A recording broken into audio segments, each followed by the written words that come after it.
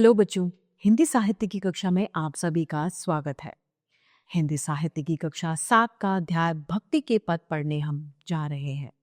हिंदी साहित्य हमें सिर्फ बोली यानी भाषा नहीं सिखाता, अपितु जीवन जीने की कला और उसके मूल्यों महत्वों से भी हमें अवगत कराता है।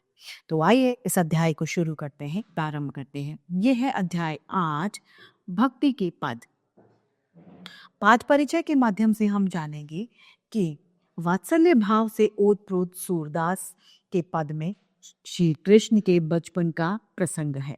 पहले पद में कृष्ण अपनी माँ यशोदा से कह रहे हैं कि मक्खन उन्होंने नहीं खाया। इस पद में सूरदास कृष्ण की महिमा और उनके बाल्य रूप का सौंदर्य का वर्णन कर रहे हैं। और दूसरे पद में तुलसीदास ने श्री राम के बाल्य रूप का वर्णन किया है। माता कौशल्या विभिन्न प्रकार से अपने पुत्र यानी अपने बेटे को प्यार दुलार करती है। आइए इन पदों को शुरू करते हैं। पहला पद जिसमें मैया मोरी मैं नहीं माखन खायो। हे माँ, मैंने माखन नहीं खाया, आप मेरी बात मानिए। भोर भयो गैयन के पाछे मधुबन मोए पठायो। भोर भयो यानी जब सुबह हुई तो मैं गैयों के पीछे चला गया था और मुझे गैया चराने के लिए मधुबन में मुझे भेजा गया था। पठायो यानी भेजा गया। चार पहर वंशी वट भटक्यो सांझ परे घर आयो। चारों पहर मैं वंशी वट में भटका यानी वहां पर गायों के साथ मैंने गायें चराई और सांझ पड़ने पर संध्या के समय में अपने घर में वापस आया हूँ। मैं बालक बहियन को छोटो छीको कही विधि पायो। मैं माँ छोटा बच्चा हूँ, मेरी बाहें मेरी जो बाजू हैं वो छोटी हैं, तो जरा बताइए कि मैंने छीका यानी जहाँ पर दही की हांडी यानी मक्खन की हांडी लटकाई जाती है, तो बताओ कि मैंने किस विधि से किस प्रकार से उस मक्खन की हांडी को अपने पास ले लिया, मैं वहां तक कैसे पहुंचा। ग्वाल बाल सब बैर परे हैं, बरबद सुख बरबस मुख टप लपटायो। ग्वार जो ग्वाले हैं वो सब मेरे बैर पड़े हैं यानी सब मेरे शत्रु बने हुए हैं और मुझ पर झूठा इल्जाम लगा रहे हैं कि तुमने ही माखन खाया है। तू माता मन की अति भोरी, इन्हें कहे पति पायो। माता तुम मन की बहुत भोली हो, तुम इनकी बातों में मत आओ। जे तेरे कछु भेद उपजी ही जानी परायो जायो। ये सब आपको भेद बताना चाह रहे हैं मेरे कि मैंने इस माखन को खाया है, आपसे झूठ मेरे बारे में बता रहे हैं। आइए इस पद को एक साथ पढ़ते हैं। मैया मोरी मैं नहीं माखन खायो, भोर भयो गयो गयन के पाछे मधुबन मोहि पठाई। चार पहर वंशीवट भटक्यो सांझ परे घर आयो।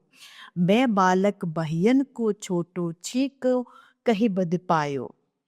ग्वाल बाल सब बैर परे हैं, बरबस मुख लपटायो। तू माता मन की अति भोरी, इन्हें कहे पति पायो। जग तेरे कछु भेद उपजी हैं, जाने परायो जायो। इस पद के रचयिकार हैं सूरदास। अगले पद के रचयिकार हम रचयिता हमारे तुलसीदास जी हैं और इसमें श्री राम भगवान श्री राम जी की बात का वर्णन किया है। आइए इसे पढ़ते हैं। ठुमक ठुमक चलत रामचंद्र बाजत पैजनिया। भगवान श्री राम जब बाल्य अवस्था में हैं तो वो ठुमक ठुमक कर चल रहे हैं और उनके चलने से उनके पैरों में जो पायल है, जो पैजनिया है, वो उनकी बच रही है। कल की उठत धाय, गिरती भूमि लटपटाए। कल की यानी धीरे धीरे पैर उठते हैं और फिर वो भीम से जमीन पर गिर जाते हैं। धाय मात गोद लेत दशरथ की रानियां। धाय यानी जो उन्हें रखने वाली हैं वो और उनकी माँ जब वो गिरते हैं तो उनकी माँ यानी दशरथ की जो रानियां हैं और भगवान श्री राम की जो माँ है उन्हें गोदी में उठाती हैं। आंचल रज अंग झारे विविध भांति सो दुलारी। उनके अपने आंचल से जो उन्होंने वस्त्र पहन रखे हैं, उन आंचल से जो शरीर पर भगवान श्री राम की मिट्टी लग जाती है, रज लग जाती है, उसको झाड़ती हैं और तरह तरह से उनको दुलारती हैं, प्यार करती हैं। तन मन धन वारे वारे कहत मधु बचनिया। अपना तन मन धन सब कुछ भगवान श्री राम पर उनकी माँ वार रही है, उन पर न्यौछावर कर रही हैं और उनसे मीठे मीठे वचन, मीठी मीठी बातें कर रही हैं। तुलसीदास अति आनंद देख के मुखारिबंद। तुलसीदास ये देखकर आनंद मृद होते हैं और अपने मुख से अच्छे वचन निकालते हैं। रघुवर छवि के समान रघुवर छवि बनिया। रघुवर की छवि इतनी सुंदर है, इतनी छबीली है कि उनको देखकर सभी का मन मुग्ध हो जाता है।